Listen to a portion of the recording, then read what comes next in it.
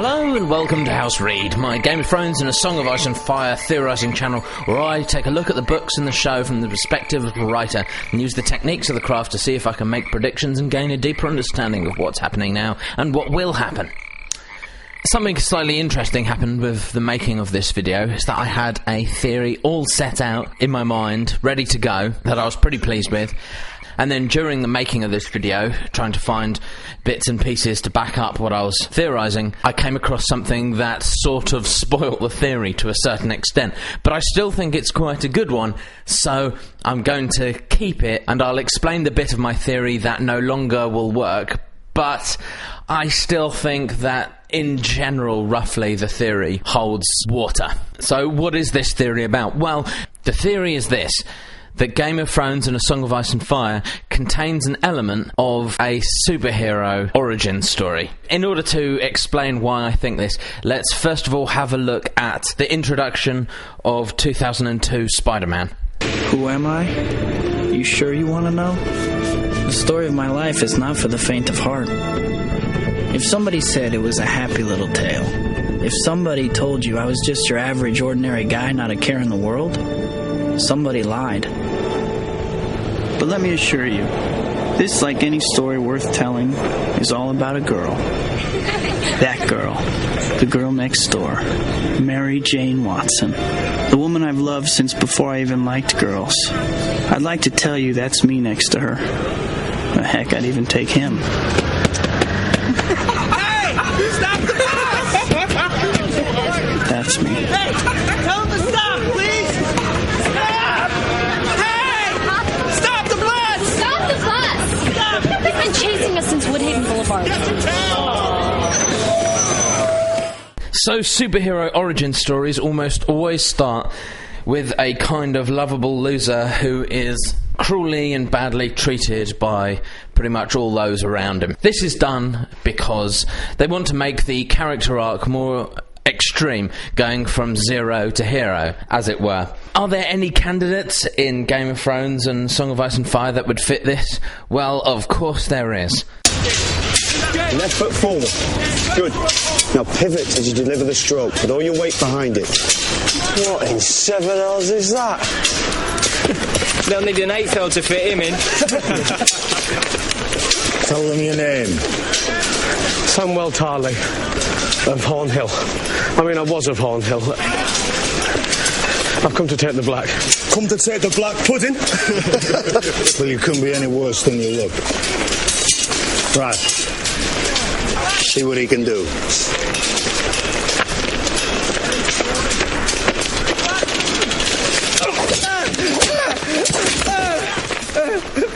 I yield! Please, no more! On your feet. Pick up your sword. Hit him till he finds his feet.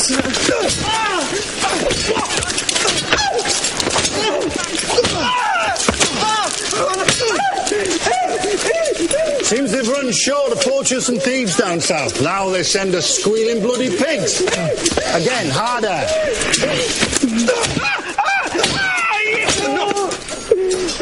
He yielded. Looks like the bastard's in love.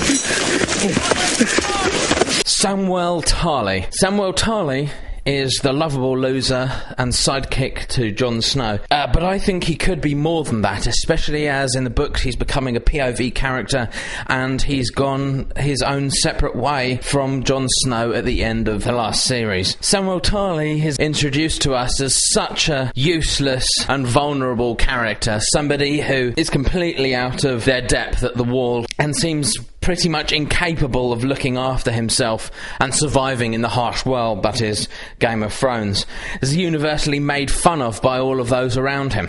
So my contention is this, that it's very rare, and I'd be extremely surprised if George R.R. Martin introduced a character like this simply to have him fail again and again and again and then just die or go on to do not very much. In a sense, introducing a character as such an obvious loser can be considered in many ways a strong hint that they're on a trajectory to become something of a hero. The question is, does Samwell Tarly exhibit other qualities apart from being the lovable loser character, that suggests to me that he's going to go on to become a superhero, like, for example, Captain America. Well, let's take a look at another scene from a superhero movie, this time Captain America, that we can use as an example to illustrate a typical scene in superhero origin stories that we find in many of them. You're not really thinking about picking Rogers, are you?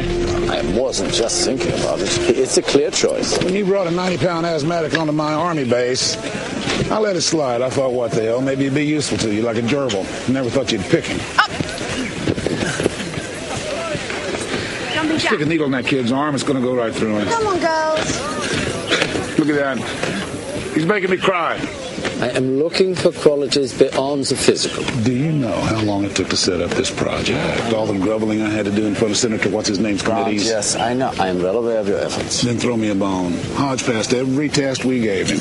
He's big, he's fast, he obeys orders, he's a soldier. He's a bully. You don't win wars with niceness, Doctor. You win wars with guts.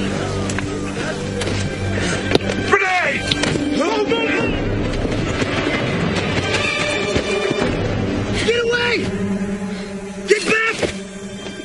So the purpose of this scene in Captain America is to demonstrate to the audience that Captain America isn't just some kind of privileged, athletic god, but that his true heroism comes from within, comes from a sense of duty and a sense of ability to sacrifice himself for the people that he cares about, and even people that he doesn't particularly care about. So can we find the same sort of thing in Samwell Tarly?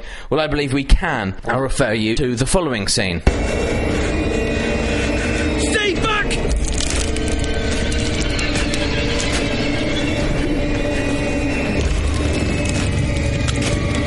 You stay back!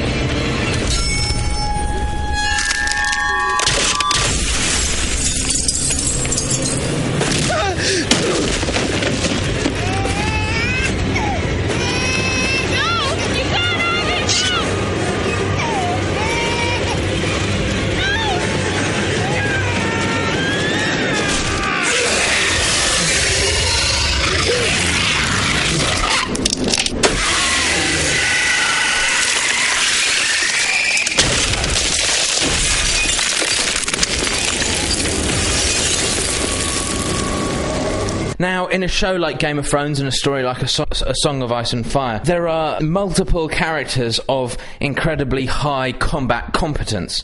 Jaime Lannister before he lost his hand, Brienne of Tarth, the Hound, the Mountain, Jon Snow, the list goes on and on. It's sometimes easy to forget just how dangerous and lethal this world is, and how dangerous and lethal it is for someone, an ordinary person like Samwell Tarly, with no particular athletic or combat ability at all. So for him to jump out and attack a White Walker, a race of being that usually makes the most hard-bitten of members of the Night's Watch turn around and beat a hasty retreat, I believe is a demonstration of incredible bravery on Samwell Tarly's part. So Samwell Tarly has demonstrated all of the qualities of a pre-power superhero in an origin story. A lovable loser with no discernible combat or athletic ability, demonstrating incredible feats of bravery before he gains his powers. In what way could Samwell Tarly gain the powers that would turn him from this zero into a hero? What? I wanted to ask you something. To ask something of you. Send me, Gilly and the baby to Old Town so I can become a maester. That's what I meant to be, not this. I need you here, Sam. If you leave, who's left to give me advice I trust? Well, his head. I've been more used to you as a maester. More used to everyone now Maester Aemon's gone. The Citadel has the world's greatest library. I'll learn about history, strategy, healing, and other things that will help when they come. For me, the most important line in this clip is when Sam Tarly says, other things other things that will help when they come. And I think that these other things could be a training in magic. Which brings me on to the part of my theory that kind of falls down. My prediction was going to be that when Sam Tarly arrives at the Citadel, he was going to meet with Marwyn the Mage, a famous magic-using maester, become his apprentice and learn how to use magic and, in a sense, gain the superpowers that would make him the superhero he was born to be. However, there is a slight problem with this that we'll get to in a minute. But before we do, let's hear a little bit about Marwyn the Mage. Marwyn, also known as Marwyn the Mage, is an archmeister of the Citadel. People say that Marwyn keeps the company of whores and hedge wizards, talks with hairy Ibranese and pitch-black Somalilanders in their own tongues, and sacrifices to queer gods at the Little Sailor-s temples down by Old Town Wharves. Men speak of seeing him down by the Undercity, in rat pits and black brothels, consorting with mummers, singers, sellswords and even beggars. Some even have whispered that he has killed a man with his fists once. He believes in many curious things. Marwyn has travelled the lands beyond the narrow sea. He encountered Mary Maze during his travels and taught her the secrets of the human body and the common tongue. Marwyn spent 8 years in the East mapping distant lands, searching for lost books, and studying with warlocks and shadow binders. He was nicknamed Marwyn the Magi by Archmeister Valen after his return. The name was soon all over Old Town, much to Valen's vast annoyance. Marwyn the Mage would in many ways be the ideal mentor for Samwell Tarly, and if it wasn't for one minor nugget of information that I came across, I think this theory would hold. But the problem with it is that, and this is bound to happen if, like me, you've only read a few of the books and a little bits here and there, and are basing most of what you think on the series, because in the books, Sam and Marwyn the Mage do in fact meet, but very briefly. In A Feast for Crows, at Marwyn's request, Alliras brings Samwell Tarly to meet with Marwyn after talking to him at the Seneschal's court. Marwyn listens to Samwell's story and then declares that he is off to meet Daenerys Targaryen.